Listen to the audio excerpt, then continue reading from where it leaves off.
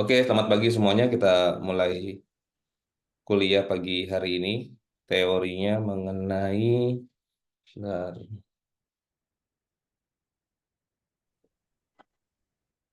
mengenai apa nih? Informasi pasar dalam analisis keuangan. Ya, jadi itu sebenarnya teori ya. Jadi ada teorinya. Saya udah share teorinya ke Bu Esti. Nanti kalian bisa baca aja sendiri. Terus saya lebih akan banyak jelaskan beberapa hal di pertemuan pagi hari ini. Nanti kaitannya dengan materi pagi hari ini juga gitu. Yang pertama mengenai eh, kemarin kan sudah saya ceritakan ya. Sebentar, ini saya share screen dulu ya. Kita pakai ini aja. Screen. Start progress. Oke. Ini makin gini.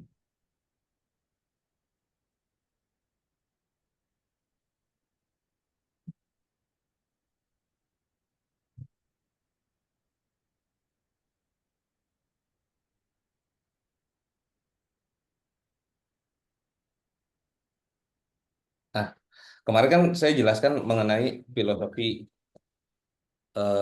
apa bursa efek gitu ya. Jadi bursa efek Indonesia itu ini ada IDX, Bursa Efek atau Indonesia Stock Exchange. Ini kayak mall gitu. IDX ini mall yang di dalamnya tuh ada toko, toko-toko gitu ya. Kan kalau di tuh ada Matahari gitu ya. Terus ada Sportation dan toko-toko lain-lain lah. Nah, toko-toko ini namanya apa? Broker atau izinnya tuh mereka pegang izin perantara perdagangan emisi efek, perdagangan emisi efek, PPEE. Jadi perantara perdagangan emisi efek ini mereka kita mau beli barang itu nggak boleh langsung ke pabriknya gitu. Jadi kita mau beli saham nggak bisa langsung ke perusahaannya. Saya mau beli saham BCA, saya langsung datang ke BCA, saya mau beli saham nggak bisa. Kita harus ke perantara dulu atau broker. Nah, nanti profesi broker ini mereka tuh punya ada beberapa izin, apa namanya ya? eh, Perusahaan sekuritas namanya. Perusahaan sekuritas itu ada beberapa izin. Satu, izin PPEE. Izin PPEE ini untuk kita jual beli saham. Terus yang kedua ada izin penjamin emisi efek. PEE, penjamin emisi efek. Jadi penjamin emisi efek ini atau underwriter. Underwriter ini tugasnya mereka untuk nemenin perusahaan menyiapkan prospektus gitu ya. Terus daftar ke IDX dan OJK untuk pendaftaran IPO. Yang satu lagi ini ada namanya manajer investasi. Jadi ada tiga. Cuma sekarang kalau nggak salah, yang dua ini bisa digabung nih satu perusahaan. Yang ini kayaknya harus terpisah, nggak bisa lagi gitu. Jadi kalau manajer investasi ini fungsinya buat apa? Fungsinya adalah buat produk atau fund. Misalkan gini, kalau kita punya uang 1 juta mau beli saham, berarti kan kita harus menganalisa. Nah, ini kaitannya sama materi hari ini juga ya. Kita menganalisa saham apa yang mau kita beli. Yang pertama kita ada kriterianya. Kriterianya itu seperti apa? Nanti abis ini saya ajarin gimana cara kita menentukan investasi yang pas sesuai dengan tujuan kita mau dapat apa, jangka pendek atau jangka panjang. Nah, kalau misalnya kita bisa punya waktu untuk menganalisa gitu ya, terus menganalisa, melihat saham apa yang mau kita beli, ya sudah langsung aja kita buka akun di underwriter ini, sorry sorry bukan di underwriter, di PPE ini, lalu kita beli sahamnya. Yang minggu kemarin saya bilang kan ada pelatihan pasar modal tuh. Oh ternyata mereka udah tinggal dilihat aja di IDX event itu, kalian daftar aja salah satu, itu pelatihan yang untuk yang nomor satu gitu kan, diselenggarakannya sama si underwriter sekuritas. Nah, kalau misalnya kita nggak punya waktu, nah kita bisa beli produk namanya itu eh apa namanya? Kok lupa saya. Jadi mereka ini bikin reksadana, reksadana. Nah, kita bisa beli produk namanya reksadana. Reksadana itu produk yang dikeluarkan oleh manajer investasi. Itu ada prospektusnya juga. Kalian juga bisa cari ya. Contoh reksadana A. Itu ada aplikasi tuh yang cukup bagus tuh Bibit namanya. Dicek aja di situ. Misalnya reksadana A itu ada prospektusnya. Jadi reksadana A ini menghimpun dana dari masyarakat. Nanti uang yang sudah terhimpun akan dibelikan saham dalam saham kategori misalnya blue chip gitu ya, atau saham kategori untuk apa perbankan, itu macam-macam tuh produknya. Di sini juga ada ininya, produknya pertama ada reksadana saham. Reksadana saham itu nanti uang yang dikumpulkan dari masyarakat akan dibeliin saham, cuman saham-saham yang dibelikan itu sesuai dengan yang ada di prospektusnya aja. Terus yang kedua ada reksadana namanya pendapatan tetap, bukan ini deh, namanya reksadana pasar uang. Reksadana pasar uang ini nanti uang yang terkumpul di reksadana itu akan didepositokan. Jadi kalau misalnya kita nih masing-masing dari kita punya uang 1 juta, kita depositokan ke bank, paling dapat bunga depositonya cuma 2% 3% gitu ya. Tapi kalau uangnya dikumpulin dari masyarakat puluhan atau ratusan miliar, atau ada yang reksadana itu sampai triliunan, ketika deal sama bank kan bunganya akan lebih besar. Sama yang C itu campuran gitu. Nah, ini ada eh, 3 izin yang terkait dengan perusahaan sekuritas.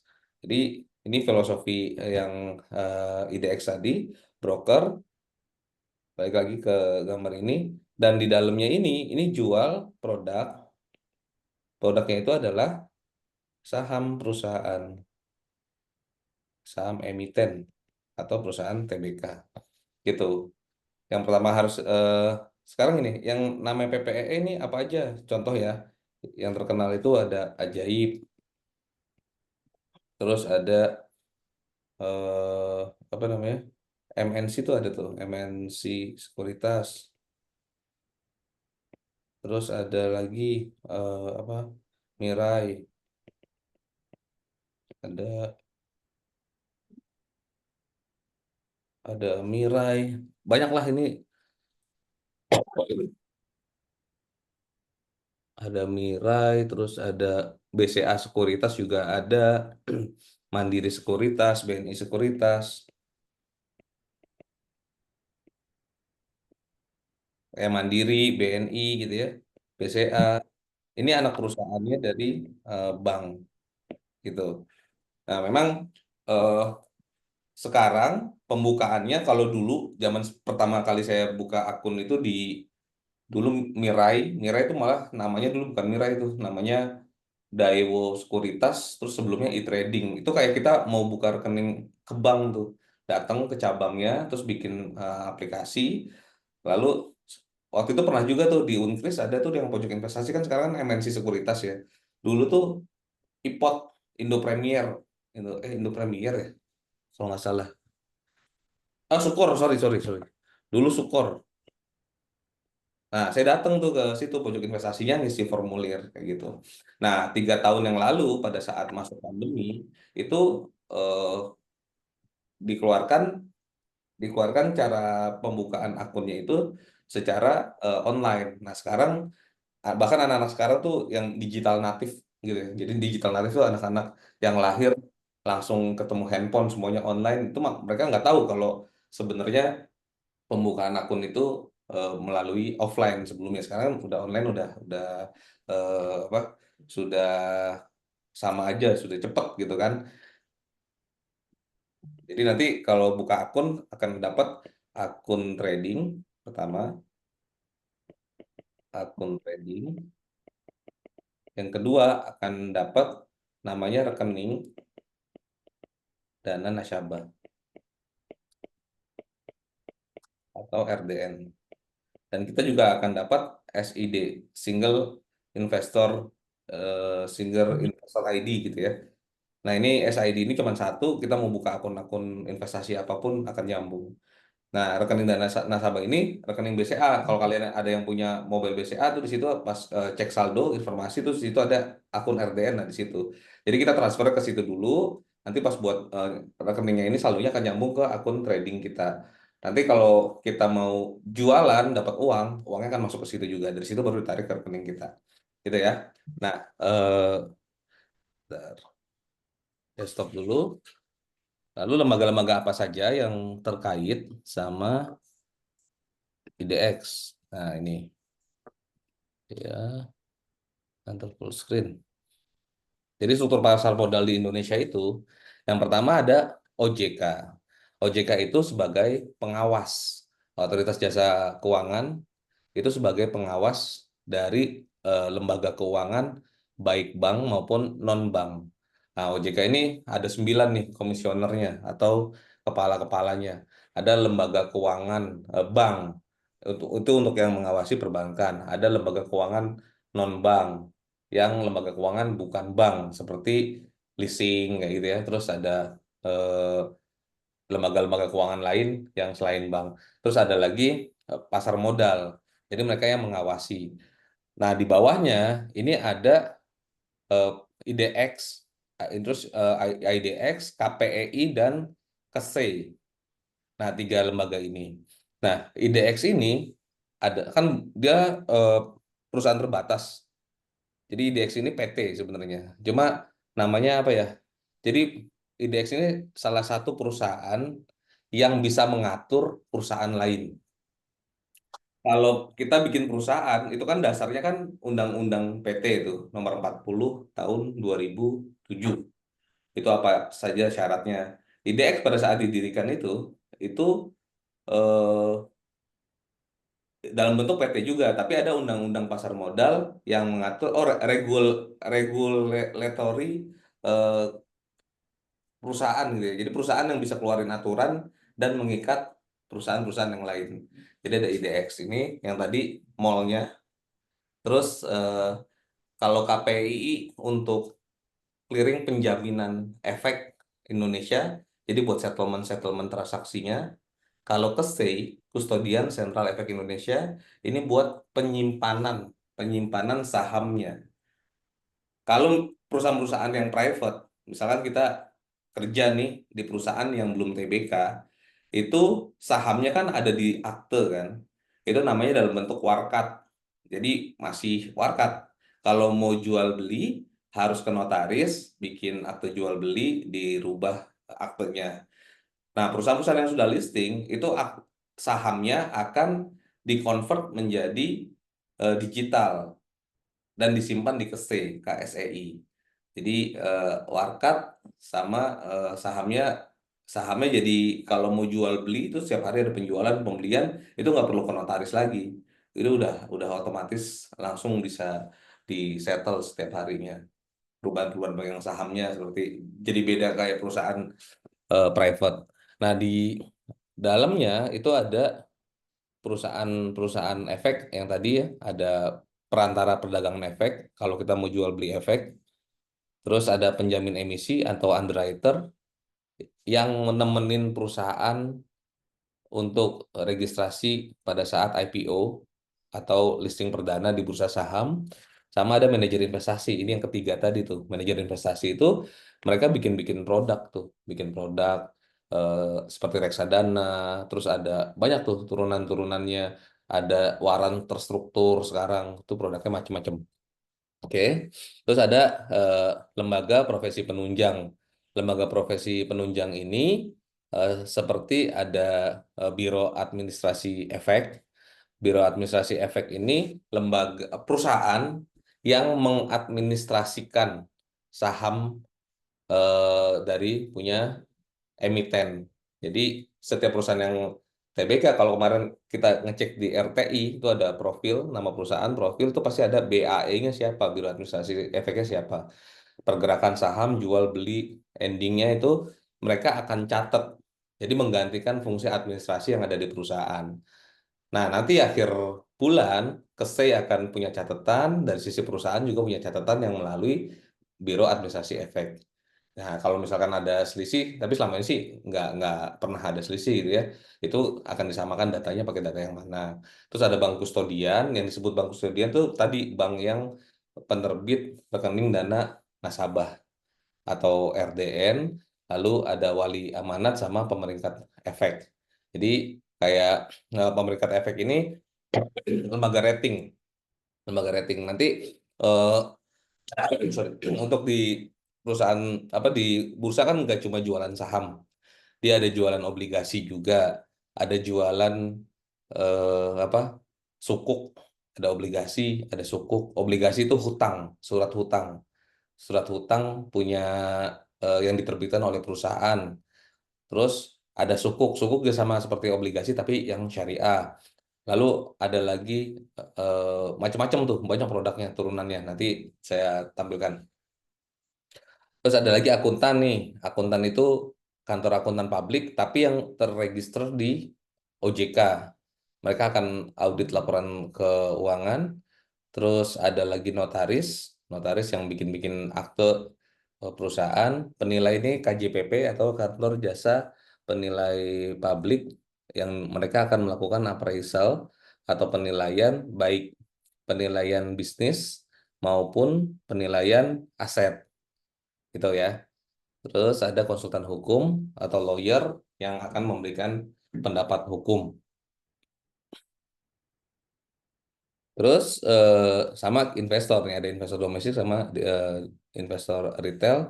Yang terakhir perusahaannya atau emiten yang terdaftar di eh, Bursa Efek. Jadi ini struktur pasar modal Indonesia ini. Struktur pasar modal Indonesia yang terlibat adalah bagian-bagian yang ini ya. Terus bentar. Kalau ada yang mau ditanya langsung boleh ya. Oke. Nah, sekarang produk apa saja yang dijual di IDX?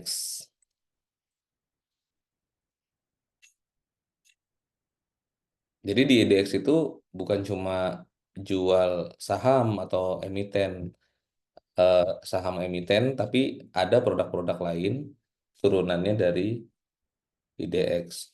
Bentar, bentar ya, ini lemot.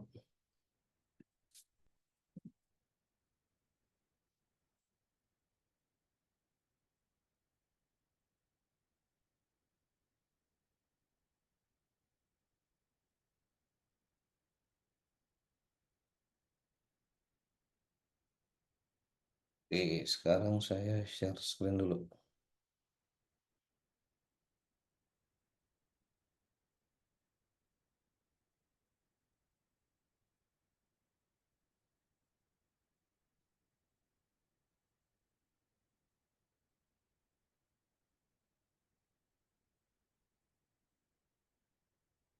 Ya. Nah, sekarang produk-produk apa saja yang dijual di IDX?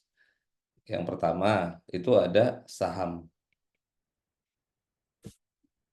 Nah, saham ini ada saham perdana atau eh, yang kita lebih kenal itu istilahnya saham perusahaan yang baru IPO. Initial Public Offering, penawaran perdana saham. Jadi ada perusahaan private yang dia baru daftar ke bursa dan OJK, lalu pertama kali mereka akan listing di tanggal sekian untuk menjual sahamnya. Itu adalah perdagangan saham perdana. Ini bisa kita cek di website ipo.co.id. Ya, coba dicek di situ. Itu banyak perusahaan-perusahaan yang listing sekarang, yang akan listing atau bahkan yang sudah listing. Jadi nanti di situ ada prospektusnya, misalkan perusahaan A gitu ya akan listing di besok gitu, berapa nilai perdana sahamnya, Rp100. Nah, setelah dia listing, selanjutnya dia akan masuk ke pasar reguler gitu ya, reguler. Nah, reguler ini udah itu mekanisme pasar, jual beli. Dari mana beli sahamnya? Dari tadi yang aplikasi sekuritas itu. Nah, itu perusahaan-perusahaan yang sudah listing kan setiap hari ini, nanti jam 9 dibuka perdagangannya sampai sore jam 4. Pertama saham ya. Terus yang kedua ada eh, saham, terus ada obligasi. Nah, obligasi ini hutang nih, hutang. Hutang biasanya jangka panjang. Jangka panjang yang diterbitkan oleh perusahaan. Contoh kayak PLN, dia nerbitin obligasi. Terus Waskita Karya nerbitin obligasi, surat hutang gitu. Makanya ketika perusahaan ini sudah jadi perusahaan publik atau TBK, itu opsi untuk dapat pendanaan sangat besar. Kalau perusahaan-perusahaan private, paling dapat pendanaan hanya dari bank aja kan. Nah, kalau perusahaan sudah TBK, yang pertama dari IPO, dia dapat dana dari penjualan sahamnya. Terus yang kedua, setelah listing bisa membuat produk obligasi untuk dapat pinjaman. Uangnya dari mana ya? Dari investor. Investor itu ada investor publik, ada investor institusi gitu ya. Terus ada namanya MTN atau mandato medium term notes. Ini hutang juga nih, medium term notes, hutang tapi jangka pendek. Jadi ini berbasis ekuitas. Ingat ya, posisi laporan keuangan itu ada aset, ada liabilitas, ada ekuitas. Yang berbasis ekuitas itu saham, yang ini berbasis hutang atau liability. Nah, ini ekuitas. Yang berbasis hutang itu ada obligasi, ada MTN, ada sukuk. Sukuk ini yang syariah. Itu. Terus macam-macam lagi, ada lagi eh, namanya DIRE, dana investasi real estate. Investasi real estate. Terus turunan-turunannya lagi yang eh, apa? Produk-produknya macam-macam lagi atau diperdagangkan di bursa saham. Sorry. Gitu ya. Jadi ini macam-macam produk yang dijual di bursa saham. Sekarang eh, kita udah tahu nih produknya. Nah, sekarang nih teman-teman kan kuliah nih. Habis kuliah nanti kerja atau usaha, atau sekarang udah ada yang nyambi sambil kerja atau nyambi sambil usaha gitu kan. Kan kita perlu merencanakan. Jadi perlu ada motivasi gitu ya. Perlu ada motivasi di tahun sekian kita akan punya rumah, akan punya kendaraan ya. Terus di tahun sekian lagi kita akan eh, punya anak. Nah, punya anak ini harus nyiapin biaya sekolahnya dan lain-lain gitu. Berarti itu sih macam-macam gitu ya. Ada yang teori-teorinya tuh untuk kita berinvestasi ada 4, 3, 2, 1. 4, 5, 6, 7, 8, 9, 10. Nah, ini kan total 10 nih ya. Jadi dari kalau kita gajian itu ada 40%, 30%, 20% sama 10%. Kita bagi-bagi nih. 40%-nya untuk biaya hidup, 30%-nya ini untuk cicilan atau hutang. 20%-nya itu kita alokasikan untuk investasi. Nah, 10%-nya ini untuk hura-hura. Nah, hura-hura itu apa tuh? Untuk entertain lah. Nah, intinya sebenarnya kita harus alokasikan uang kita untuk pos-pos eh, ini, pos-pos pengeluaran gitu. Jadi ada yang 4321, ada yang 533, ya bebas lah, tapi yang penting konsisten. Makanya biasanya kalau saya tuh ada beberapa rekening gitu kan, beberapa rekening ketika gajian yang buat ini, yang buat biaya hidup kita transfer dulu, yang buat cicilan itu 30%. Jadi 30% cicilan itu memang yang berlaku di perbankan. Perbankan itu dalam menganalisa repayment capacity untuk debitur itu dia akan melihat oh cicilannya maksimal tuh 30% dari total gaji atau penghasilan yang diterima oleh nasabah. Jadi kalau udah lebih dari 30% itu akan sangat beresiko. Nah, eh, ini yang untuk kalau dari rumus yang saya ini 4321 ini kan ada yang untuk investasi kan sebesar 20%. Let's say misalnya gaji kita berapa ya? Sekarang itu fresh graduate lah 6 juta gitu kan. 6 juta berarti 1,2 juta ini kita bisa alokasikan untuk berinvestasi. Nah, pilihannya seperti ini. Kita punya uang 1,2 juta, kita taruh di bank, di tabungan aja. Tabungan itu bunganya berapa sih? Coba dicek aja deh. Paling cuma 1% per tahun. Jadi kalau 1,2 juta berarti setahun itu cuman 12.000. Dikali pajaknya 20%.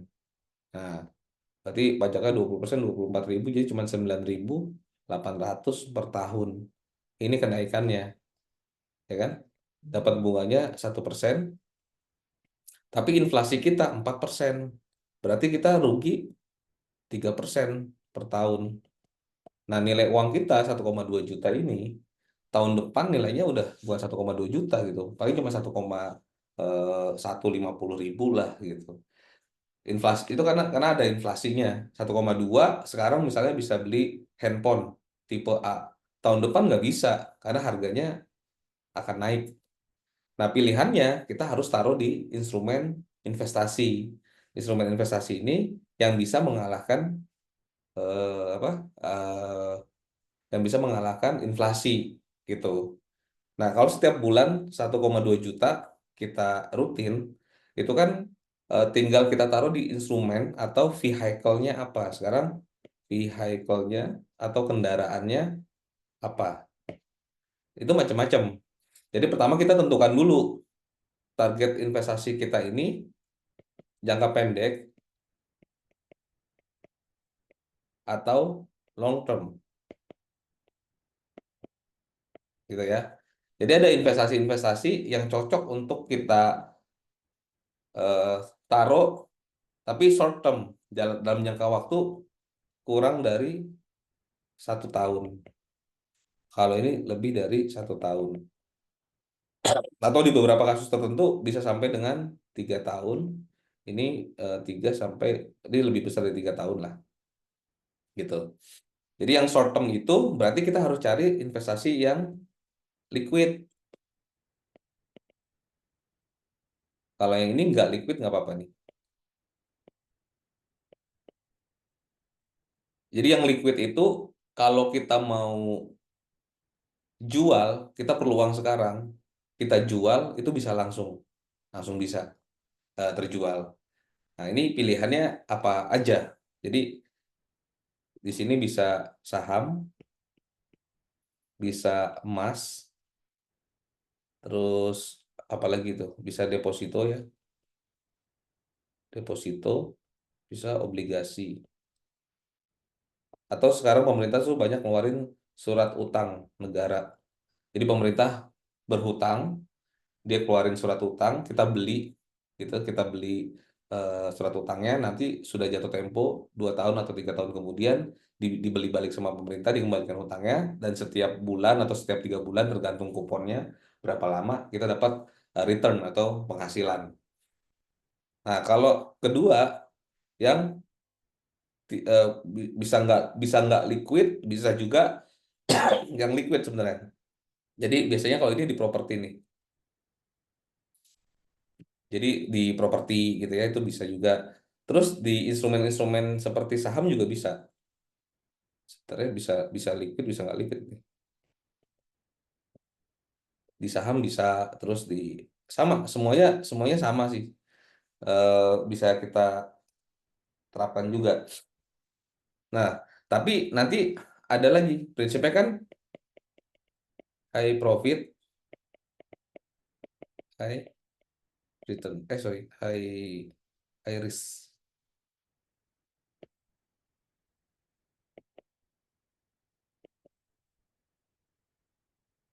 Jadi prinsip investasi itu high profit, high risk. Kalau kita mau profit yang tinggi, berarti resiko juga tinggi. Investasi di saham itu salah satunya juga sama. Makanya nanti ada analisanya nih. Kalau khusus buat investasi di saham,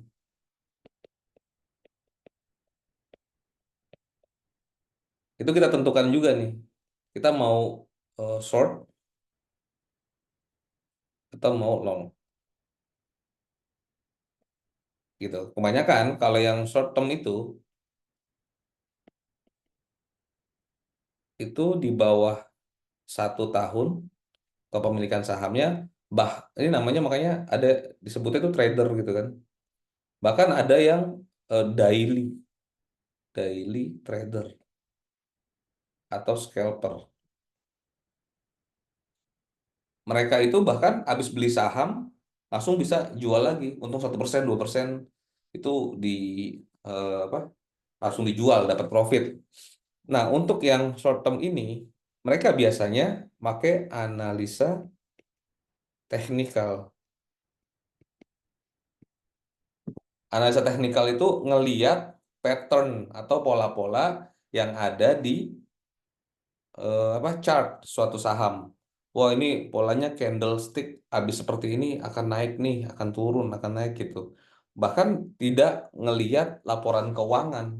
Ini perusahaan-perusahaan rugi, perusahaan-perusahaan yang eh, prospeknya nggak bagus, tapi dia rame gitu, transaksinya rame, ada volumenya banyak, terus ada eh, apa namanya itu masuk ke teori teknikal itu bisa dibeli sama mereka, tapi nggak bakal di hold dalam jangka waktu panjang gitu. Nah, kalau kita pilih untuk pakai analisa teknikal itu biasanya ya harus concern di depan layar, terus ketika naik langsung jual, nanti turun jual kayak gitu. Nah, beda dengan investor apa short yang long term. Kalau long term ini biasanya jual saham itu di atas 1 tahun. Ini disebutnya investor gitu.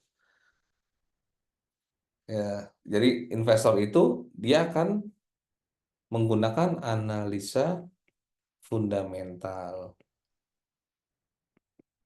Fundamental itu dilihat laporan keuangan gitu kan. Terus rasio-rasio, terus ada lagi apa prospek perusahaan gitu ya, dan lain-lain. Jadi dia nggak ngelihat harganya berapa gitu ya sekarang lagi rame apa enggak, karena dia ngeliat prospek masa depannya, terus dia beli di harga sekarang, nanti 5 tahun lagi atau 10 tahun lagi akan dapat return berapa.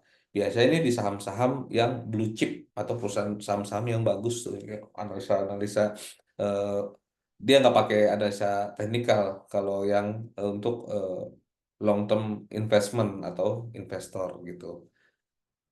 Nah, data-datanya itu semuanya ada tuh lengkap di eh, bursa. Kan kita harus ngeliat kan, ini masuknya kategori apa? Perusahaan mana sebentar saya cek dulu perusahaan kategori perusahaan yang terdaftar di IDX ya. Nih.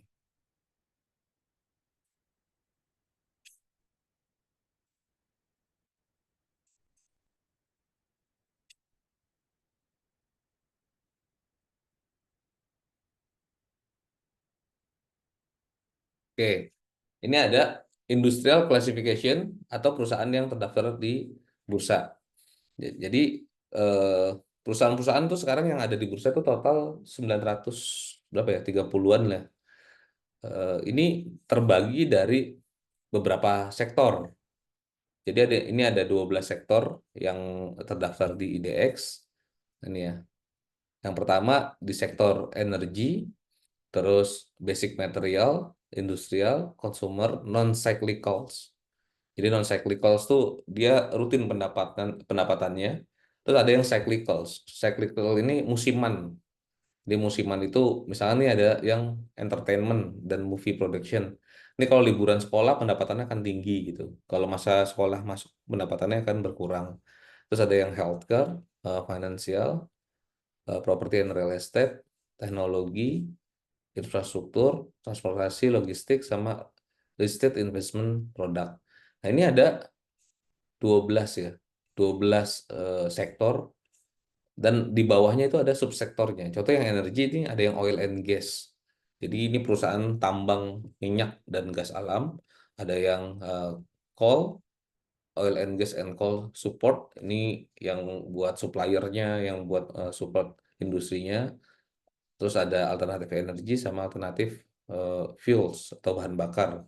Basic material juga sama nih. Ada chemical dan lain-lain. Jadi kalau nanti mau bikin skripsi, kita mau menganalisa gitu ya. Kita mau menganalisa kan kalau yang eh, kualitatif ya. Kualitatif apa kuantitatif tuh? Perbandingan rasio eh, price earning ratio terhadap terhadap apa gitu kan. Nah, itu kita lihat untuk perusahaan yang terdaftar di IDX sektor perbankan misalnya. Nah, kita akan cari data-data perusahaan-perusahaan yang di sektor itu aja fokus gitu. Nanti saham-saham ini terbagi nih dari eh, sisi ini. Gitu ya. Oke.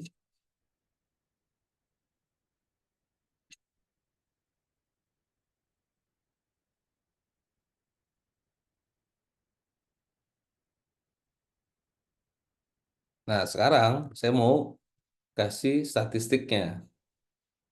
Statistik perusahaan ini per bulan Juni ya, yang terbaru.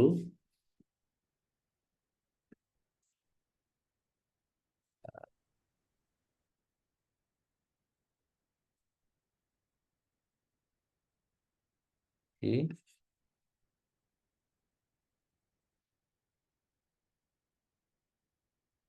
Nah, ini sekarang eh, data per 31 Mei 2024, rata-rata frekuensi harian ini 1,1 juta transaksi. Jadi kalau kita order jual itu rata-rata frekuensi itu 1,1 juta transaksi per hari. Terus rata-rata volumenya 18,7 miliar lembar saham yang diperdagangkan setiap harinya. Rata-rata nilai transaksinya ini 14,4 triliun. Coba bayangin ya.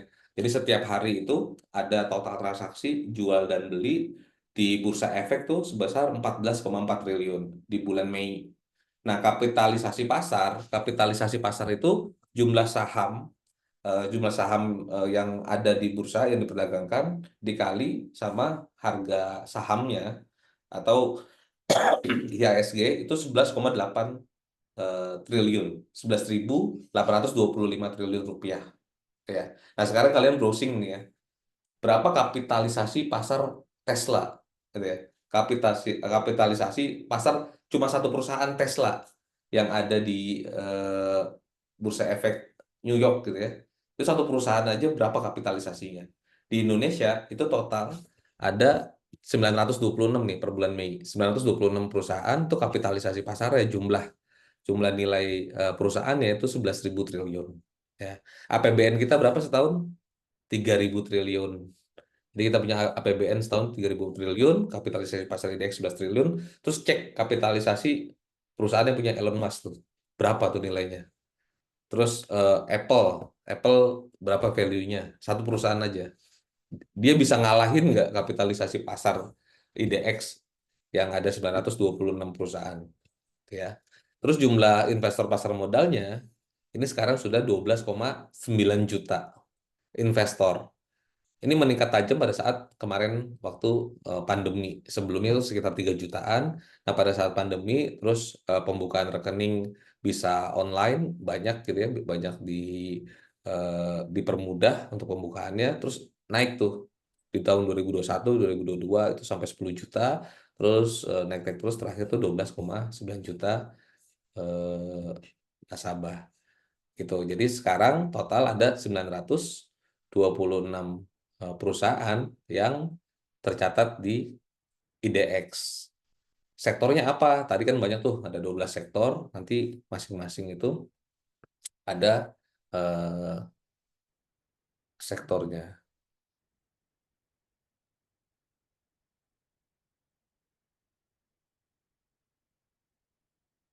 Ya, oke.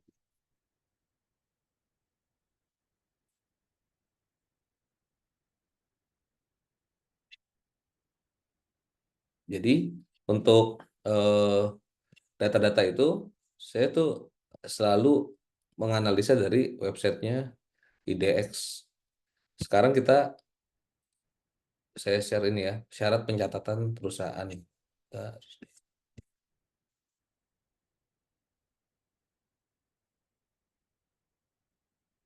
Oke. Nah, sekarang eh, apa sih syaratnya perusahaan ya?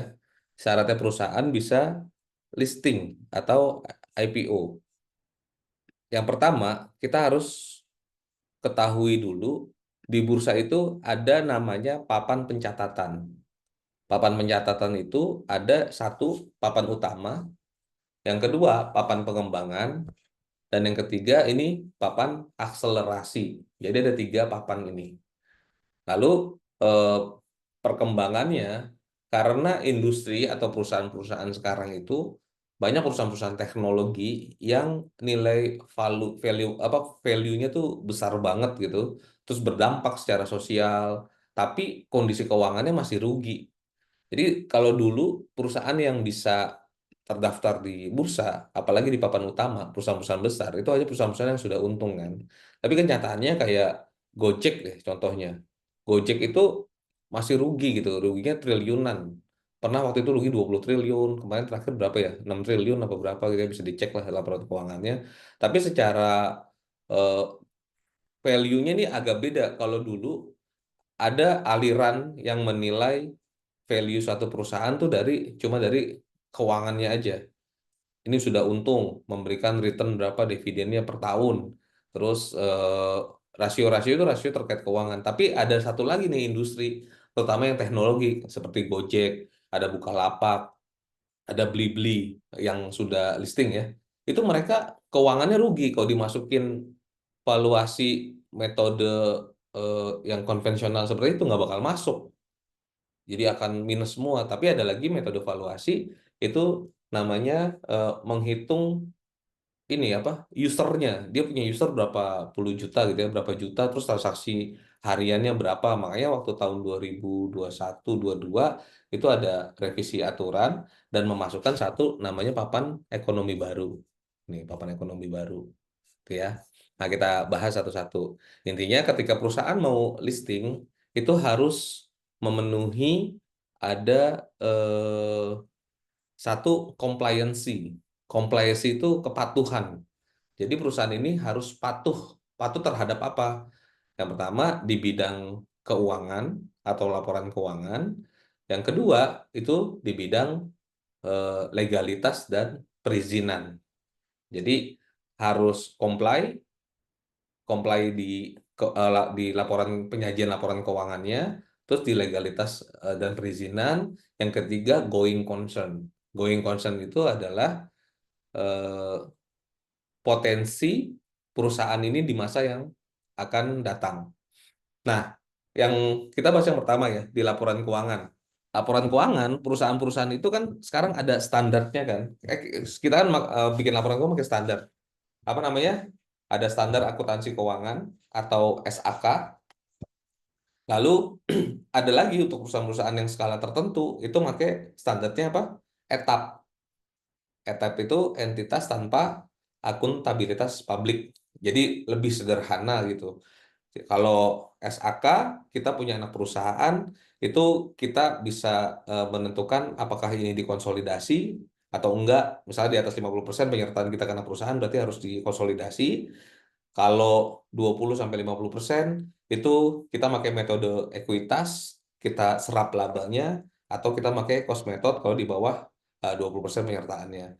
Nah, kalau si etap ini ya sudah punya saham di anak perusahaan berapa, langsung aja dicatat sesuai dengan penyertaannya. Itu agak beda. Kalau papan utama dan papan pengembangan itu standarnya harus pakai SAK. Ditambah penyajiannya itu ada ketentuan eh, khusus buat perusahaan yang TBK itu ada peraturan Bapepam G7, G7 berapa gitu ya. Itu ditambah itu ketentuan penyajian-penyajiannya. Terus yang pertama dari tata kelola perusahaan ini harus badan hukum harus PT itu ya. Semuanya harus PT. Makanya kalau kemarin sempat nggak saya pelajari tuh ada badan hukum itu macam-macam kan. Selain PT ada yayasan, ada koperasi gitu. Atau kalau yang bukan badan hukum ada CV, ada firma eh, dan bentuk-bentuk lainnya itu nggak bisa kalau mau di go public kan. Jadi badan hukum ini harus PT. PT ini kan didirikan berdasarkan eh, minimal ada dua pemegang saham, lalu ada modal yang terbagi atas saham gitu. Jadi badan hukumnya wajib PT. Terus yang kedua, ada ketentuan pengurusnya. Pengurusnya ini wajib ada komisaris independen. Kalau perusahaan-perusahaan biasa, pengurusnya itu ada komisaris, ada direktur gitu ya. Jadi ada komisaris sama sama direktur. Nah, di Indonesia ini kepengurusan itu ngikutin model-model dari Eropa lah, dari Belanda kayak gitu. Si komisaris ini fungsinya sebagai pengawas dan sifatnya itu adalah kolektif kolegial. Jadi dia nggak bisa bertindak sendiri. Makanya ada namanya Dewan Komisaris. Untuk perusahaan-perusahaan TBK, minimal harus ada komisaris independen. Komisaris independen yang jumlahnya itu minimal 30% dari Dewan Komisaris. Kalau misalkan jumlah komisarisnya dua, berarti satunya harus komisaris independen. Apa sih yang dimaksud dengan komisaris independen? Komisaris independen itu adalah orang yang nggak punya hubungan secara pekerjaan, secara saudara gitu ya, dan lain-lain lah terhadap perusahaan. Jadi benar-benar independen. Atau di POJK itu, POJK nomor 33 itu yang ngatur mengenai komisaris dan direksi perusahaan TBK itu mengatur minimal dalam waktu 6 bulan dia nggak pernah bekerja atau ada hubungan pekerjaan dengan pemegang saham atau pengurus di perusahaan yang dia menjadi komisaris independen. Makanya kalau misalnya ngelihat perusahaan-perusahaan yang sudah TBK, perusahaan publik, itu pasti ada komisaris independennya. Bahkan kalau kayak BRI, lihat deh, itu komisaris independennya bisa ada tiga itu, tiga atau empat gitu, 4 orang, karena komisarisnya banyak banget. Terus yang kedua, ada yang namanya komite audit dan internal audit. Ini wajib, karena perusahaan-perusahaan yang sudah listing atau go public, itu kan harus dijaga GCG-nya kan, Good Corporate Governance-nya, penyelenggaraan perusahaan-perusahaan yang baik. Jadi ada komite audit. Komite audit ini juga sama.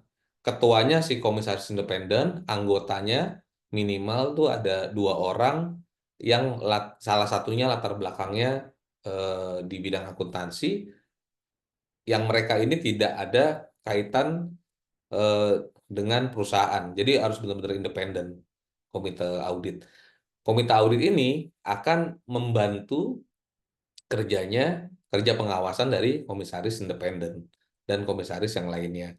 Nah, kalau yang satu lagi itu ada internal audit. Kalau internal audit ini bagian dari pekerjaan di perusahaan.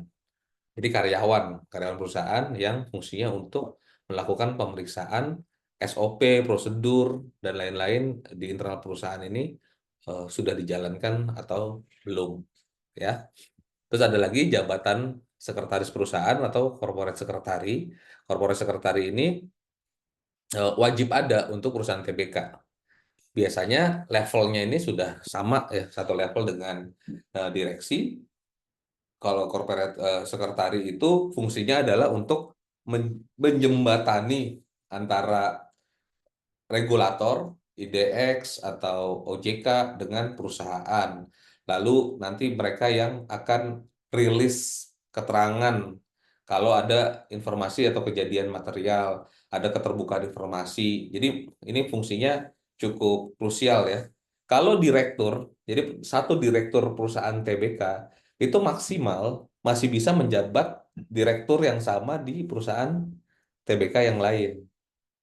Terus komisaris itu maksimal bisa menjabat di 4 perusahaan TBK yang lain. Nah, kalau korporat sekretaris itu nggak boleh. Dia harus full time satu satu perusahaan aja, gitu ya. Terus ini kan bedanya apa? Kalau papan utama dan papan pengembangan, papan ini satu dua itu sama lah syaratnya. Tapi kalau papan akselerasi ini ada keringanan. Keringanannya ini ada ketentuan transisi untuk pemenuhan komisaris independen, komite audit, korporat sekretaris sama direksi. Jadi kayak ya sudah sekarang boleh pada saat pendaftaran nanti maksimal dalam waktu 6 bulan harus dibentuk kayak gitu. Oke, ini yang papan akselerasi. Terus untuk keuangan dan akuntansinya, masa operasionalnya untuk perusahaan papan pertama ini harus lebih dari 3 tahun. Kalau pengembangan lebih dari 1 tahun, dan papan akselerasi ini itu belum 1 tahun pun sudah bisa di go public-kan. Minimal 6 bulan berdiri, perusahaannya masih rugi, itu bisa di go public-kan. Kalau papan utama minimal 3 tahun ya, 2 tahun WTM. Apa WTM? Wajar tanpa modifikasian. Jadi itu opini akuntan publik. Kemarin kan saya tunjukin tuh laporan audit bentuknya seperti apa. Itu ada opini dari akuntan publik wajar tanpa modifikasian. Terus ini sama semuanya harus WTM. Kalau yang papan pengembangan ini 12 bulan, 1 tahun. Terus yang akselerasi minimal 1 tahun laporannya atau sejak berdiri jika kurang dari 1 tahun. Semuanya harus wajar tanpa modifikasian. Untuk permodalannya, ini ada syaratnya nih. Jadi ketika ada perusahaan mau listing, itu kita harus screening dulu. Ini ada di papan mana nih kita akan daftarkan. Nah, kalau papan utama, ini perusahaan-perusahaan yang gede banget lah. Ini ada laba sebelum pajak 1 tahun buku terakhir, jadi setahun terakhir nih. Dan NTA, apa tuh NTA? NTA itu Net Tangible Asset. Gimana cara ngitungnya? Total aset, di laporan keuangan itu ada total aset, dikurangi sama intangible asset. Intangible asset itu adalah aset tidak berwujud. Ya, jadi macam-macam tuh. Ada goodwill, terus ada apa lagi tuh? Ada biasanya tuh kayak di Goto tuh intangible-nya gede banget tuh. Terus dikurangin DTA atau Deferred Tax Asset, pajak tangguhan.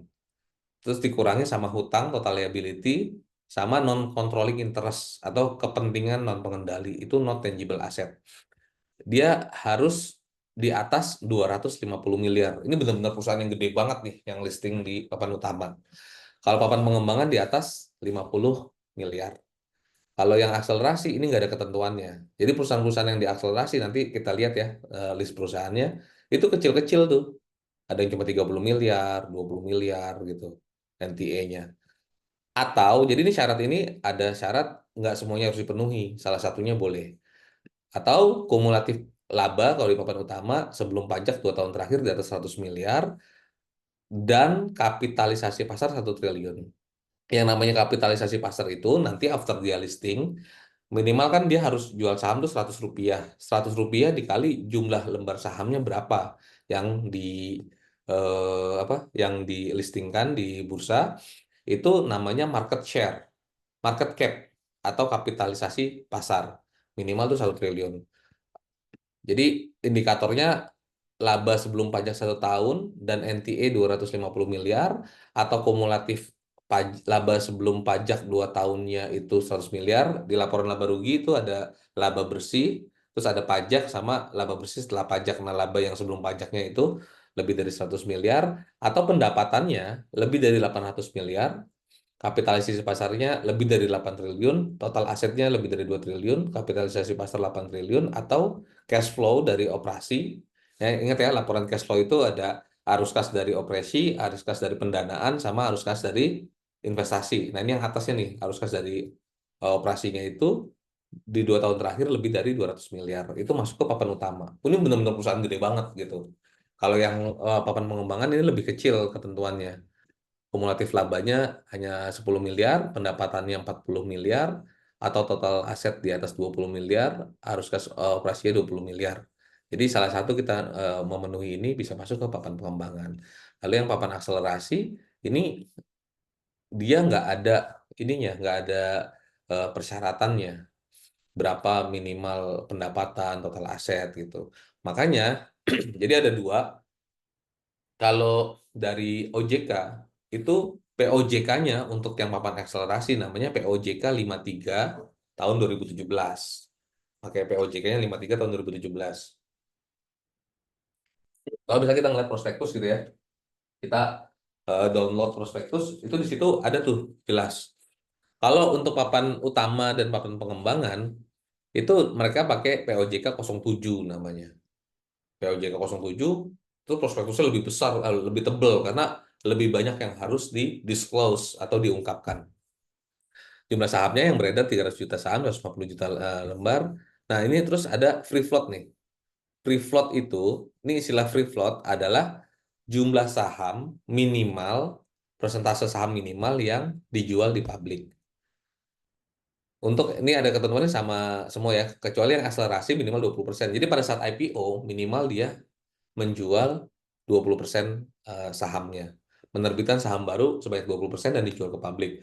Kalau untuk yang pengembangan utama, kalau ekuitasnya di bawah 500 miliar itu 20%, 500 sampai 2 triliun itu 15%, di atas 2 triliun itu 10%. Ini sama ya. Terus pemegang sahamnya utama itu harus ada 1.000 pihak. Pemegang saham, kalau yang pengembangan 500 pihak, yang akselerasi ini 300 pihak. Sebenarnya kalau kita lihat dari undang-undang PT ya, ada undang-undang PT. Makanya kalian coba sempatkan browsing undang-undang PT nomor 40 tahun 2007. Itu ada ketentuan suatu perusahaan disebut perusahaan TBK jika yang pertama pemegang sahamnya lebih dari 300 orang. Terus yang kedua modalnya ya, modalnya itu di atas 3 miliar kalau nggak salah. Jadi eh, minimal tuh yang papan akselerasi ini 300 orang itu sesuai dengan undang-undang PT gitu. Makanya nggak semua ada loh perusahaan TBK tapi dia nggak listing. Ada perusahaan TBK tapi nggak listing di bursa. Perusahaan TBK yang listing di bursa itu hanya yang akan menjual sahamnya ke publik melalui bursa gitu. Contohnya perusahaan TBK sudah TBK tapi nggak listing. Itu ada Menara 165 tuh, PT Graha 165. Bisa dicek tuh. Graha 165 ini kalau di TB Simatupang tuh ada gedung yang atasnya tuh ada tuh, masjid, ada tulisannya Allah gitu. Itu punyanya ISQ. Mereka itu eh, waktu pembangunan dan sampai sekarang itu menjual sahamnya ke alumni-alumninya. Alumni pelatihannya tuh udah 1.400.000-an lah. Jadi mereka jual sahamnya. Jadi pemilik sahamnya itu udah lebih dari 300 dan sudah berkategori perusahaan terbuka. Tapi nggak listing di Bursa Efek gitu. Gitu ya. Jadi ini jumlah saham perdananya atau IPO-nya nih Rp100 sama akselerasi 50. Nah, yang tadi yang papan ekonomi baru, semua syaratnya sama dengan papan utama, tapi dia ada tambahan lagi. Bentar, ini ada tambahan, ini ke high. Ada tambahan lagi kalau ekonomi baru ini memiliki pertumbuhan yang sangat tinggi, menggunakan teknologi untuk menciptakan inovasi, produk atau jasa yang meningkatkan produktivitas atau pertumbuhan ekonomi serta memiliki manfaat sosial seperti Gojek tuh. Gojek ini masuk papan ekonomi baru. Gojek, Blibli, Bukalapak. Itu baru ada 3 perusahaan yang masuk di papan ekonomi baru. Karena kalau misalnya mereka dimasukin di papan utama, itu nggak fair dengan perusahaan-perusahaan yang lain. Karena perusahaan-perusahaan yang lain yang tadi tuh, kalau valuasinya perusahaan-perusahaan ekonomi baru tuh pakai gross merchandise value namanya. Sorry, tadi saya lupa ya. GMV. Jadi gross merchandise value ini dia punya user dan bisa bertransaksi sehari itu berapa average transaction-nya. Misal satu hari itu satu usernya tuh 10.000. Dia punya total 10 juta user. Berarti potensial dia pendapatan income-nya sehari itu bisa dihitung kayak gitu. Nah, nanti diproyeksikan di tahun keberapa akan mulai untung ya. Nah, lainnya ini persyaratan untuk obligasi dan sukuk. Sukuk itu utang juga, surat utang juga tapi yang syariah. Ini ada beberapa eh, yang harus dipenuhi. Jadi perusahaan itu bisa juga menerbitkan sukuk. Baik perusahaan yang sudah TBK ataupun perusahaan yang belum TBK, itu juga sebenarnya bisa juga untuk menerbitkan sukuk atau obligasi. Kayak PLN, itu ada loh obligasi yang diterbitkan oleh PLN kayak gitu ya. Nah, untuk yang obligasi dan sukuk ini, itu ada namanya lembaga pemeringkat rating. Nah, ratingnya berapa nih? Rating itu dia akan menilai suatu perusahaan itu ada di kategori rating apa untuk menilai ini sehat apa enggak perusahaannya gitu. Ada beberapa lembaga rating yang ada di eh, Indonesia gitu. Itu ya, ini syarat-syarat untuk pencatatan.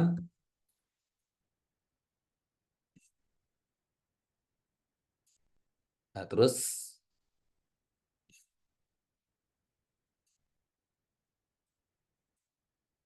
oke.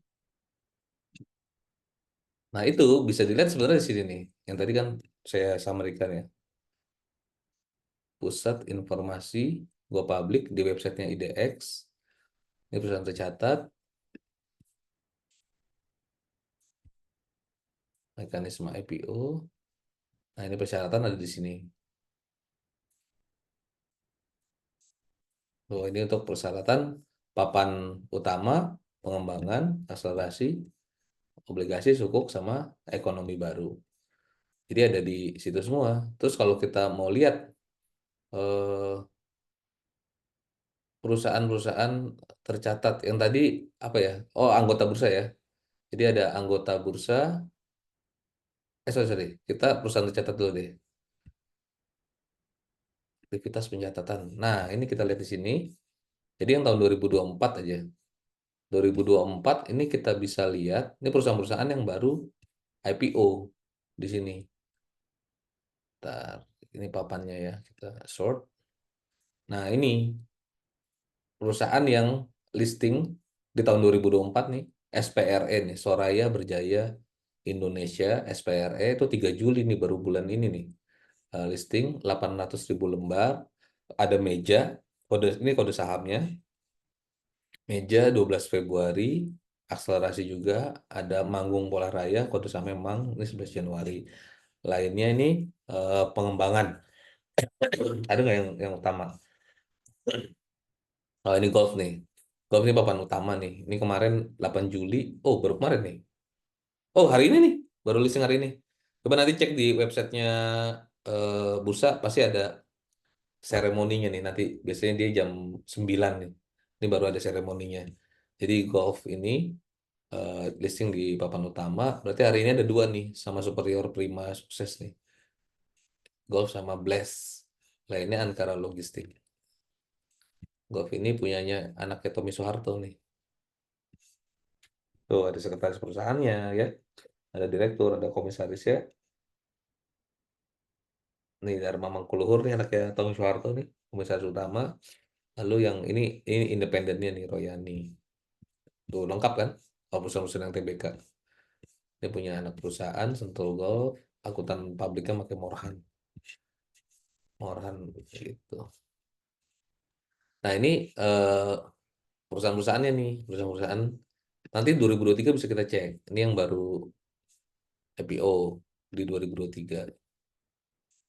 Ini anak perusahaan Asia Vesta yang IPO di 2023 itu ada ini Ralph Graha Mitra Asia, terus sama Nice Sasana Boga Sejahtera gitu. Kalau di 2021 ada IDEA Indonesia, IDEA Indonesia Academy itu IDEA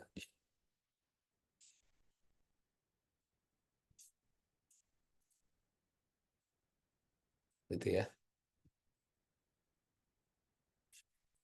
Oke. Jadi semua data ada di sini semua. Ini kita ngelihat perusahaan-perusahaan yang eh, listing, papan pencatatannya apa. Bedanya apa sih pencatatan papan di akselerasi pengembangan sama papan utama? Jadi ada namanya di mekanisme perdagangan itu auto reject. Auto reject itu ketika saham naik atau turun di persentase tertentu itu akan berhenti itu.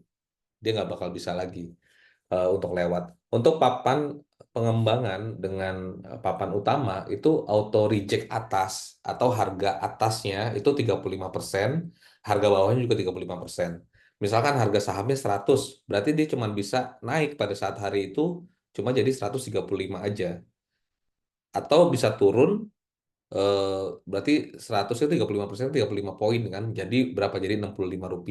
Di dalam waktu satu hari itu ada auto reject atas, auto reject bawah. Papan pengembangan dan papan utama itu 35%. Kalau papan akselerasi itu cuma 10%. Atas bawahnya 10%. Lainnya sama.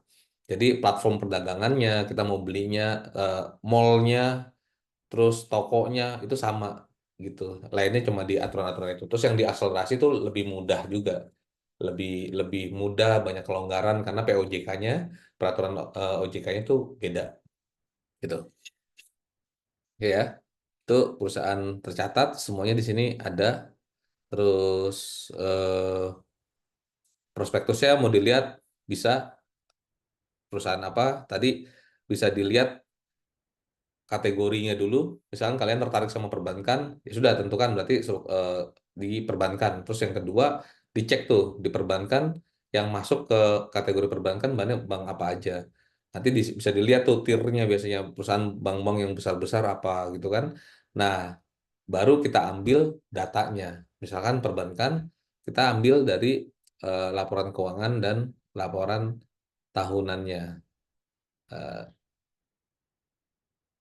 laporan tahunannya.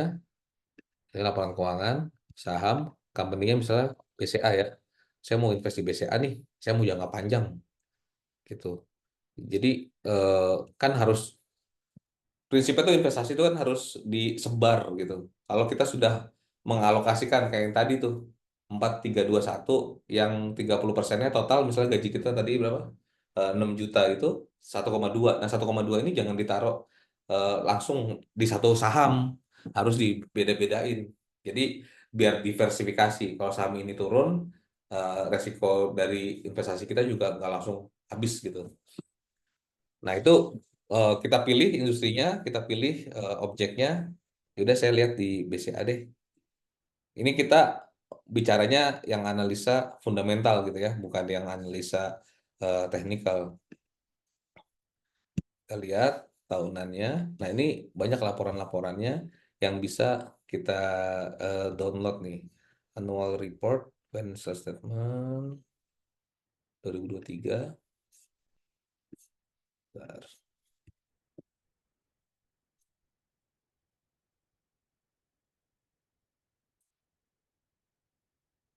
Nah, ini bisa dilihat. Ini auditornya PwC, ini berapa nilai-nilainya, terus dimasukin ke dalam eh, analisa rasio kita. Lalu selain laporan keuangan, kita juga bisa lihat dari keterbukaan informasi. Contoh ya, misalnya tadi BCA nih, kita mau investasi BCA, kita lihat yuk keterbukaan informasi BCA. Ini perubahan kepemilikan pemegang saham, ada transaksi afiliasi, KAP-nya berubah. Itu bisa kita jadikan analisa untuk keputusan kita beli saham ini atau enggak gitu. Contoh misalnya ini ada apa nih?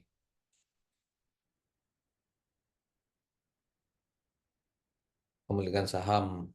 Ini dia, oh ini ada yang ngejual. Kadang-kadang informasi seperti ini tuh ada direktur BCA yang ngejual sahamnya, itu berpengaruh juga nih. Kalau kayak Goto misalnya ya, Goto ini paling banyak keterbukaan informasinya nih.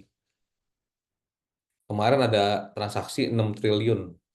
Jadi harga saham Goto sekarang Rp50, tapi ada transaksi nilainya 6 triliun di harga 340-an lah. Terus dikonfirmasi sama bursa. Nah, ini dijawabnya nih. Tanggal 27 Juni telah terjadi transaksi Goto sejumlah 14 miliar saham atau 1,1%. Oh, senilai 6 triliun malah nih. Diminta nih sama bursa konfirmasi itu transaksinya atas dasar apa.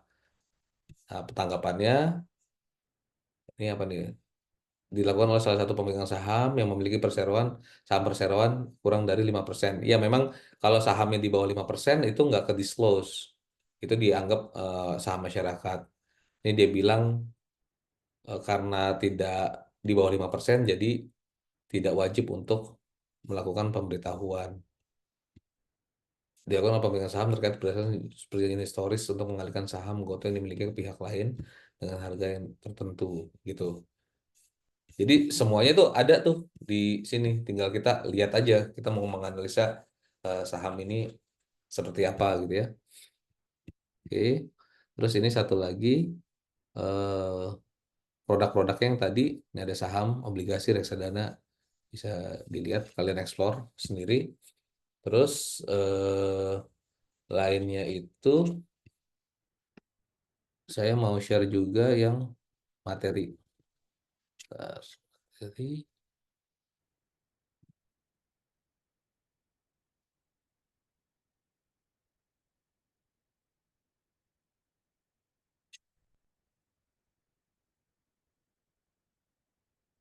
Itu ya, itu yang terkait dengan eh, bursa, instrumen investasinya, gimana cara, yaitu cara nganalisanya sebenarnya agak lebih dalam, banyak tekniknya, rasio-rasio apa, ngitungnya seperti apa. Tapi satu pelajaran tersendiri ini saya cuma preview-previewnya aja sih, nggak cukup soalnya waktunya agak banyak ini ya. Nah, kalau untuk teori yang hari ini kan saya udah share juga ya. Kalian silakan dibaca aja. Saya pikir kalau teori itu bisa dibaca dan dipelajari sendiri gitu. Cuma kalau yang materi seperti tadi tuh, bursa gimana caranya, sahamnya ini kategorinya apa saja itu malah nggak ada di sini gitu. Gimana cara kalian ngambil datanya buat ngelihatnya gitu ya. Jadi ini yang dimaksud dengan informasi pasar itu apa? Terus ada risk and return, prinsip tadi high risk, high return. Semakin tinggi resikonya, itu semakin besar potensi kita dapat keuntungannya. Resiko itu apa gitu ya?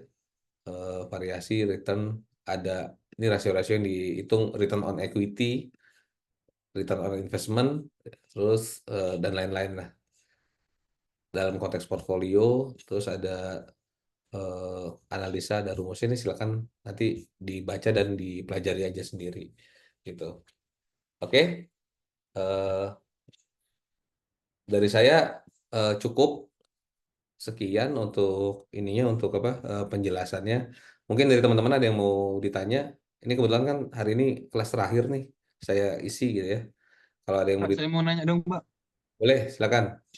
Ya, itu kan tadi kan kalau menganalisis saham itu kan kalau melihat volume sama candlestick itu kan cara yang berbeda ya, Pak, ya? Hmm.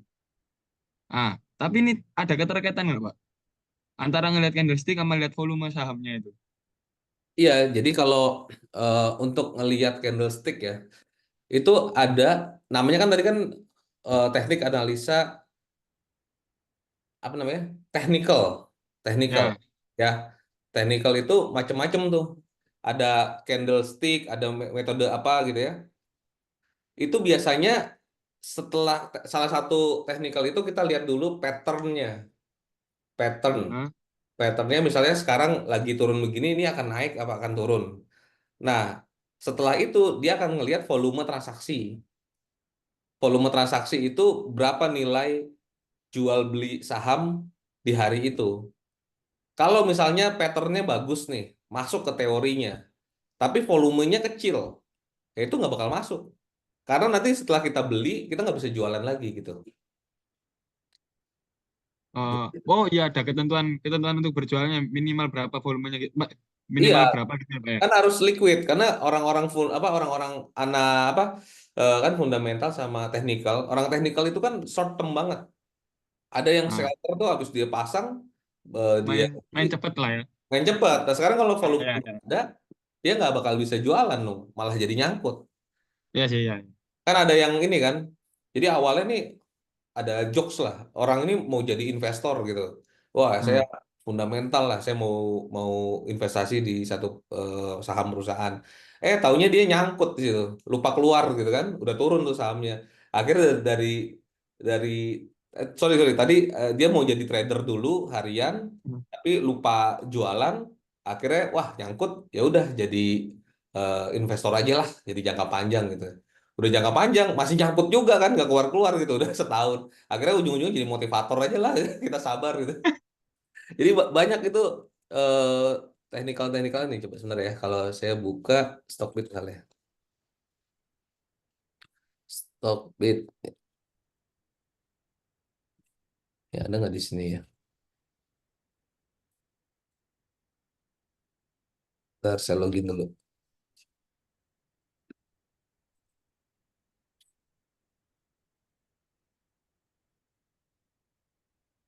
nih bentar ya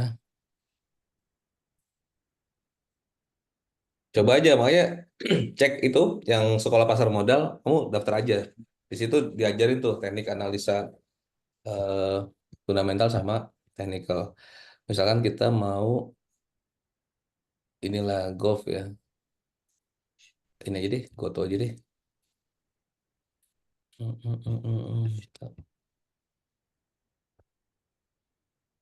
goto nih lihat kan tuh jadi kalau yang tadi yang pakai technical ini ada pattern-patternnya di sini nih eh Hmm. eh, sini nggak bisa ya Dalam satu nah tahun 3 tahun. iya yang bahkan yang daily yang weekly ini naik apa turun gitu kan 1 month 3 month. ini value-nya 13,8 billion nih jadi Hmm. 13,8 miliar transaksi ini liquid banget nih nggak bakalan nyangkut lah gitu dibukanya harga 50 kan jam 9 kan baru dibuka nih ya baru 20 Heeh. lalu Oh berarti hari ini belum ini apa ya? Belum naik, belum turun ya Pak? belum masih di 50 tuh dua udah 2.773 ribu lot kan transaksinya per lot kan satu lot tuh 100 Ya, ya. bar saham jadi kalau harga 50 kali 100 berapa cuma 5.000 satu lotnya value-nya udah 13,9 Hmm. terus ada coba ya pakai investing ya investing.com ini ada yang candlestick nggak ya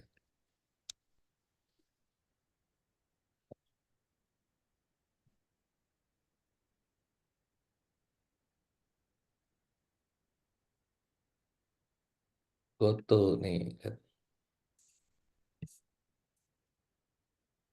nah ini kalau nih kalau orang-orang teknikal pakai ini nih sorry Candle. candlestick nih technical chart bisa kita lihat ini tuh nanti ngegambar-gambar gitu ya tapi Hmm. wah pakai pakai premium ya deh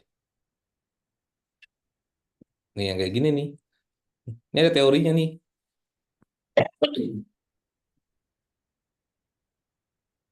bahkan sampai 15 menit yang lalu dia ada ininya ada transaksinya nggak tuh 1 jam 5 jam nih ada candlestick ke atas ke bawah kayak gitu jadi kalau orang teknikal tuh dia nggak ngelihat laporan keuangannya Goto ngelihatnya ini aja chartnya gimana ada teori-teorinya nih ini ada chartnya bisa dilihat ini yang investing gitu ya terus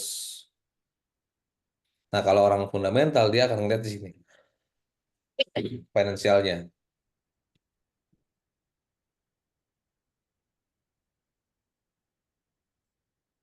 tuh operating marginnya rugi 46% gitu ya net profit margin kita 500% ROI-nya minus artinya kita naruh di situ uang kita jadi habis gitu kan Kalau orang Iya. fundamental ngeliatnya ke situ. Revenue-nya emang ini berapa triliun nih? Tuh, ya kan? Quick ratio segala macam di sini. Nah, kita Hmm. lihat misalnya yang bagus aja deh sahamnya. BBCA, Bank Sentral Asia. Udah 10.000 ya. Nih BCA, misalnya coba kita lihat 5 years ago ya, 5 tahun Iya. yang lalu, saham BCA itu ini dua ribu Hmm. dua puluh kita lima lihat ribu 10 aja 5.000 kan, Iya. tuh yang Iya, close 5.000. ya bahkan close-nya di 6.000. Sekarang nilainya udah 10.000. 10.000. Jadi artinya kita beli 2020, kita punya 10 juta di sini, sekarang udah 20 juta. Berapa tahun tuh? 4 tahun doang kan? Iya, 2 kali lipat. Iya, 25%. Kita kenaikannya per tahun. Dibandingkan uang kita taruh di deposito cuma 2% kan banyakkan ini gitu kan. Gitu. Hmm. Jadi orang-orang fundamental seperti itu, naroknya jangka panjang. Kalau yang jangka pendek, yang kayak tadi sebenarnya nggak akan nyambung. Investor fundamental sama investor teknikal itu digabungin. Kalau bagi investor fundamental, kita jual beli gitu, kayak orang teknikal yang trader itu ngapain? Karena setiap kita jual atau beli itu kan ada fee transaksi itu 0,25 Hmm. persen, ada pajaknya kalau kita jual 0,1%. Itu kalau dihitung-hitung effortnya, terus kita harus ngeliatin chart setiap saat gitu. Itu effortnya akan sama aja gitu dengan kita invest terus tidur gitu. Kalau di dunia tuh ada Warren Buffett kan. Warren Buffett tuh dia investor fundamental garis keras tuh. Kalau di Indonesia ada namanya Lo Keng Hong gitu. Itu benar-benar dia anti sama yang trader. Nanti yang trader ada lagi. Dia bilang ngapain punya investasi disimpan dalam jangka waktu panjang nggak Nice. dinikmatin gitu kan sampai tua baru dapat hasilnya. Jadi ya beda-beda lah pahamnya. Tinggal tergantung kita sendiri nih menentukan apakah kita mau pakai untuk short atau kita bagi dua gitu. Kita bagi yang buat alokasinya. Kalau saya sih ada nih yang buat anak-anak saya gitu kan. Saya bikin beberapa akun. Ya sudah kalau mereka kita beliin aja saham-saham blue chip ya kayak BCA, BSD, Cleo gitu, Java.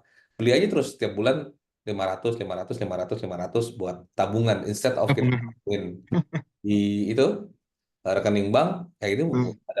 ada saham di situ atau ada lagi yang buat trading kecil aja. Trading itu coba aja lah ketika ada biasanya itu isu lah, misalkan ada isu eh, waktu itu pernah ada tuh isu untuk merger tuh kan BRI Syariah kan merger sama BSM sama BNI Syariah itu harganya kan dari 800 itu BRIS terus naik sekarang udah 2000 berapa ya coba nih.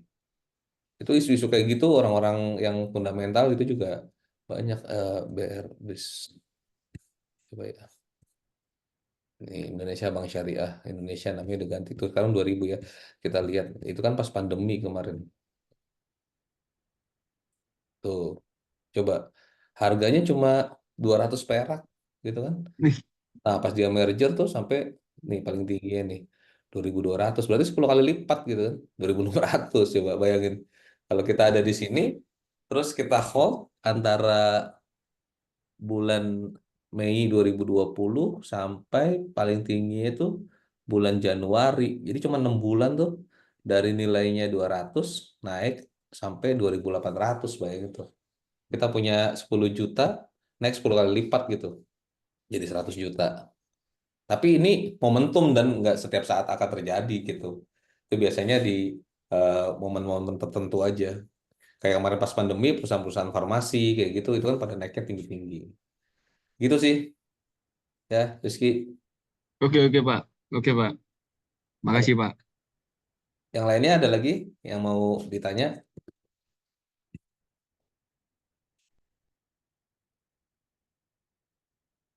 atau kalau enggak saya sudah saya cukupkan. Ada Bu Esti ya? Bu, Bu Ya Esti. Kak, Bu ini udah ya. terakhir ya Bu saya Bu ya? Udah terakhir udah 6 kali ya Pak ya. 6 kali. Iya. Pengen Mm-mm. offline tapi waktunya nggak bisa-bisa diatur ternyata. Nggak apa-apa, Iya. emang waktunya belum ketemu aja, Iya. belum pas. Ya baik Bu, kayaknya untuk hari ini sekian itu Bu yang saya bisa sampaikan di materinya. Mm-mm. Karena Sebenarnya ini juga ya Pak, bagus juga ya Pak kalau praktek gitu ya Pak. iya sih Bu, cuman waktunya itu sebenarnya kemarin tuh Praktek buat ini apa belajar trading apa gini nih. iya, tapi saya nggak tahu itu ada materinya nggak sih Bu gitu kan? Karena terus terang nih Bu ya, kayak misalkan saya baca teorinya gitu kan, teori yang saya kan sebenarnya kan saya mau ngajarin pagi kan saya belajar dulu tuh. Bedanya saya udah baca Iya, duluan lah beberapa hari sebelumnya kayak gini. Saya pikir malah justru kayak ya mohon maaf ya rumus-rumus kayak gitu tuh kita nggak pakai gitu Bu. iya, Rumus oh gitu ya. yang di Mm-mm. teorinya itu malah justru yang kita pakai kita ngitung PI rasio gitu. PI rasio Mm-mm. untuk mengetahui saham ini mahal atau murah, price to earning. Iya. Itu biasanya Mm-mm. saham-saham yang di bawah 10 sampai 12% itu yang masih murah. Kan kita bahasanya tuh di investor tuh ini ada salah saham salah harga nih gitu. Saham Oh salah gitu. harga tuh yang iya murah-murah tuh kayak waktu itu ada Adaro ya. Adaro itu PBV-nya, price to book value-nya itu cuma 0,6 coba Bu. 0,6. Jadi Mm. harganya terhadap book value itu kan nilai perusahaannya Ah, ah, ah, sama ah. jumlah sahamnya itu satu misalnya. Ini cuma 0,6-nya. Jadi harganya Itu tuh di lebih. bawahnya ya. Jadi kalau kita beli itu udah pasti untung gitu. Nah itu nyari-nyari perusahaan-perusahaan yang seperti itu eh, ada rasio-rasio kita hitungin kayak gitu kan. Buat keputusan kita mau invest atau enggak gitu kan kita lihat kayak gitu. Itu agak banyak itunya sih banyak apa rasio-rasionya yang menurut saya wah ini lebih praktikal nih di kalau di dunia investasi realnya gitu kan. Menarik sebenarnya sih Pak kalau buat praktek tuh. Jadi saya sambil dengerin. Gitu ya. Makanya itu kan ada itu Bu, ada yang sekolah pasar modal. Ternyata pas saya pelajarin lagi, itu sudah beda sekarang sama zaman dulu. Zaman dulu tuh kayak 3 hari gitu kita datang ke IDX sesuatu pandemi via online. Nah sekarang ternyata di IDX daerah tuh bisa menyelenggarakan kelasnya kerjasama sama under apa sama sekuritas gitu kan. Jadi tinggal nih semuanya pada daftar aja nggak apa-apa itu gratis kan. Itu nanti di dalam itu diajarin technical analisis. Saya terus terang analisis technical nggak pernah pakai juga Bu, nggak pernah Oh iya. karena Mm. itu bener-bener yang harus mantengin di layar Iya gitu. sih ya. Iya. Jadi ya berarti nggak usah kerja kita jadi trader aja gitu kan. Udah gitu nggak tenang kan, atau naik atau turun kayak gitu. Mestinya yang paling bagus sih kalau menurut saya teman-teman tahu industrinya. Oh ini ada IDX, dalamnya ada perusahaan-perusahaan. Gimana prosedur cara beli dan jualnya?